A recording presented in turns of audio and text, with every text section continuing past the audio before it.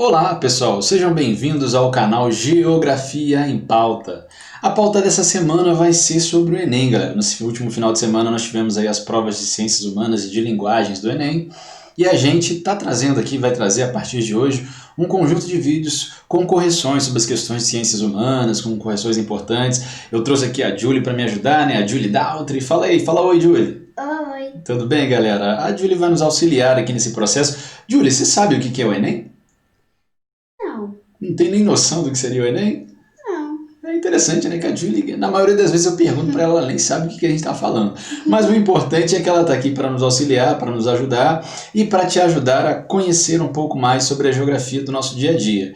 E galera, se você parar para pensar, se você olhou as questões, se você fez esse final de semana, ou se você tiver interesse de pegar para poder dar uma olhada nas questões que fizeram, que a gente fez nesse último Enem, e nos últimos Enems desses últimos anos, você vai verificar que conhecer um pouco das ciências humanas, conhecer um pouco de geografia é muito importante para o seu dia a dia. Então, toca a vinheta para a gente poder começar.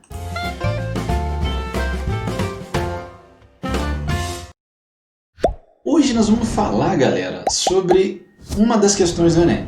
Essa semana, cada um dos dias, de 2 em 2 dias, nós vamos trazer pelo menos uma questão, uma, duas questões do Enem, e trazer para o nosso dia a dia as relações que essas questões têm e o que o Enem espera do candidato para essas questões. Então, hoje a gente começa falando da primeira questão do caderno azul de Ciências Humanas. Quem estudou geografia, quem acompanha a gente aqui no canal, quem acompanha o nosso podcast, com certeza se deu bem, né, Júlio? Sim. Porque os assuntos ficaram lá, nós falamos sobre todos eles em algum momento. Então, se você que está aí do outro lado, você está se preparando para o Enem, se você está querendo se preparar para algum vestibular, se você está querendo se preparar para conhecer um pouquinho o nosso mundo, um pouco melhor o nosso mundo, você está no lugar certo. Se inscreve no canal, compartilha e assista os outros vídeos, né? A gente está sempre trazendo algum conteúdo que seja importante para o nosso dia a dia. E até vou tentar, né, Júlia? A Júlia me deu essa dica, né, Júlia? Vamos fazer vídeos menores, papai. Então, a partir de agora, a gente vai fazer vídeos menores para ninguém ficar chateado, cansado, mas vídeos que sejam diretos para você poder aprender um pouquinho sobre ele. Hoje, como eu falei, nós vamos falar sobre o Enem. A primeira questão do caderno azul do Enem, a questão de número 46. Olha aí, Júlia. Você que não conhece o Enem, ó, já pensou você fazer uma prova com uma questão desse tamanho? Essa é só a primeira questão, né? Ó, embora, vou ler para vocês para a gente poder pensar sobre ela, né? Embora inegáveis os benefícios que ambas as economias têm oferido do intercâmbio comercial, o Brasil tem reiterado seu objetivo de desenvolver com a China uma relação comercial menos assimétrica. Os números revelam com clareza a assimetria. As exportações brasileiras de produtos básicos, especialmente soja, minério de ferro e petróleo, compõem, dependendo do ano, algo em torno de 75% e 80% da pauta de exportações, ao passo que as importações consistem aproximadamente em 95% de produtos industrializados chineses, que vão desde os mais variados bens de consumo até máquinas e equipamentos de alto valor. Ô, Júlio, você conseguiu compreender isso daí? Mais ou menos. Pegou pesado, né, Júlio? Texto mó complexo, né, para uma criança. Mas olha lá, China em transformação, dimensões econômicas e geopolítica, do desenvolvimento, Rio de Janeiro, IPEA 2015. Sempre é bom, galera. Dica para vocês, hein? Dica de especialista.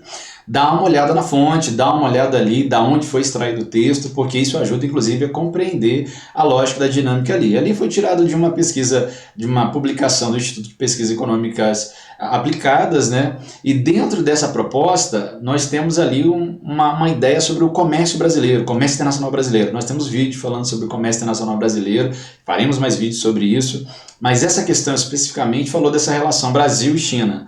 Uma relação que tem uma certa assimetria no sentido que nós temos uma pauta de exportações que ela está sempre ligada aos mesmos produtos, de 75% a 80% da mesma coisa, produtos que a gente vende para outros países do mundo também, mas para a China principalmente, e a pauta de importações, aquilo que a gente traz da China, nosso maior parceiro comercial, também é a mesma coisa, basicamente produtos industrializados, muitos produtos de bem de consumo. Então o texto falou sobre isso. E aí vem a questão que aí você precisa se ligar.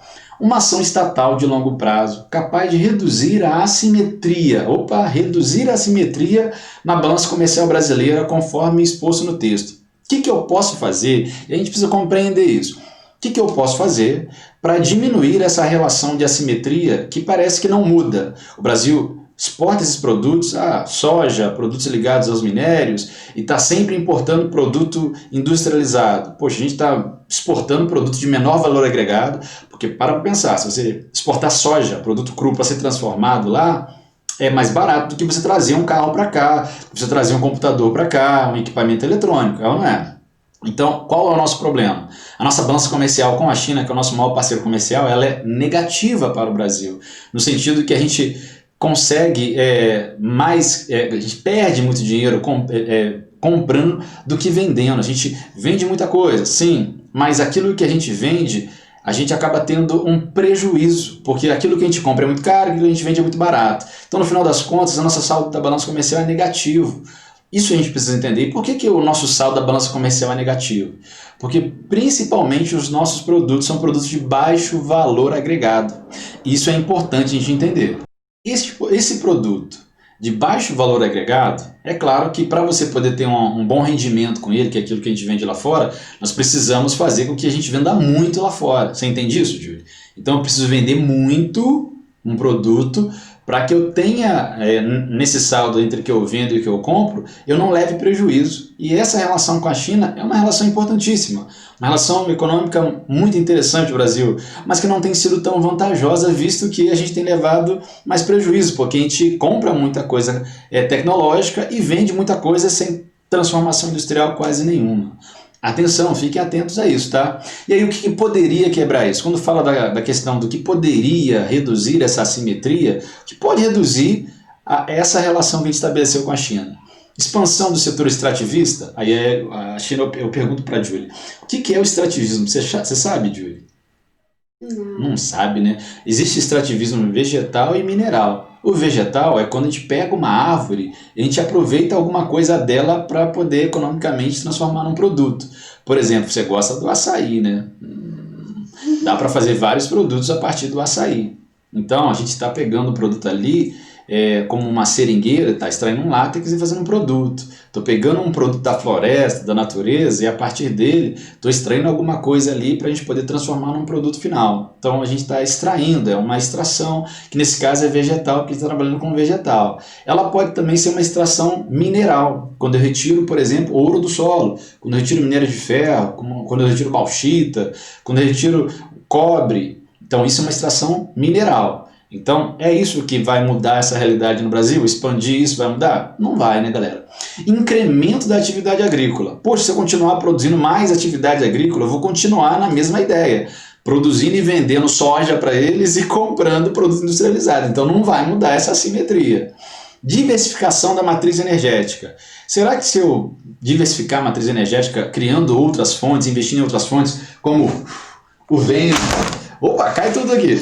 Como vento, como trabalhar com a água e outros elementos. Será que isso vai mudar a nossa realidade com relação à balança comercial? Não vai, né? Não é por aí ainda. Fortalecimento da pesquisa científica. Opa, Julie, ao coraçãozinho, cheguei aí. Se você investir em pesquisa, daqui a pouco a gente consegue fazer produto industrializado para competir. A gente consegue vender outros produtos com tecnologia. É ou não é, Julie? É essa a ideia. A gente tem que entender isso.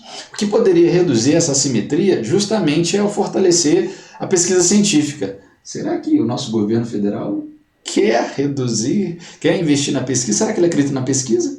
Boa pergunta, né, Júlia? Não responda, fica para você aí de casa. Monitoramento, a letra E, monitoramento do fluxo alfandegário. Adianta eu monitorar o fluxo de entrada e saída de mercadoria? Não, isso não vai reduzir a assimetria, tá, galera? O que vai reduzir essa assimetria é fortalecer a pesquisa científica, é melhorar a educação, é investir aqui, ó, o futuro do nosso país. Eu, você, essas crianças são o futuro do nosso país. Eles precisam de escola digna, de escola com qualidade, de escola que traga uma perspectiva diferente, uma perspectiva nova. Então é fundamental que a gente invista em pesquisa científica, em educação de qualidade. E aí a gente consegue mudar essa realidade. Do contrário, infelizmente, nada vai mudar. A gente precisa ter isso na cabeça, tá, galera? E o Enem, ele extraiu isso nesse último final de semana. Se você olhar as questões, tanto de linguagem, quanto as questões que envolveram as ciências humanas, elas têm uma ótica bem interessante de uma crítica social. Eu sei, o nosso presidente não gostou, mas você, assim como eu, sabe que, infelizmente, né, sem comentário, né? Mas em si, até porque essa questão já diz muita coisa, né? Fortalecer a ciência. Você sabe que isso é fundamental para economicamente poder crescer. Se você não sabe, é importante que você comece a pensar sobre isso. Mas talvez hoje a gente não tenha um governo que pensa dessa maneira. Mas é importantíssimo que a gente compreenda que somente com investimentos nessas áreas, os setores de produção, principalmente produção industrial e os demais setores também, poderão ser produtivas a tal ponto de colocar o Brasil em outro patamar. Então, aqui o nosso futuro, aqui o nosso futuro, aí o nosso futuro. É fundamental que a gente compreenda isso. E o Enem tenta fazer ou trazer do candidato isso, que o candidato ele tem uma noção do mundo que o rodeia, de quais são as relações que se estabelecem, se ele compreende como cidadão do mundo, quais são as relações que se estabelecem no dia a dia. Então, se você consegue ter uma leitura de mundo adequada, se você consegue compreender as relações de poder que se estabelecem ao nosso redor, provavelmente você consegue bem nessas avaliações. Então, galera, deixa eu deixar é bom, né? Mas deixa eu fazer um último pedido. Se inscreve no canal, compartilhe nossos vídeos, né, Júlia? A gente está aí convidando você. Se você gostou desse conteúdo, dá aquele likezinho, dá aquela marcadinha. Ouve o pedido da Júlia, coraçãozinho de coreano, né, Júlia? Sei lá o que é isso daí. E vamos junto para a gente poder fazer com que entender que a geografia ela é tão importante para o nosso dia a dia e como ela pode estar presente e mudar as nossas vidas, tá bom? Eu agradeço a presença e a paciência de vocês nesse canal e até a próxima, gente. Em breve a gente está voltando falando um pouco mais de geografia para o seu dia a dia. Por enquanto, hasta la vista, baby!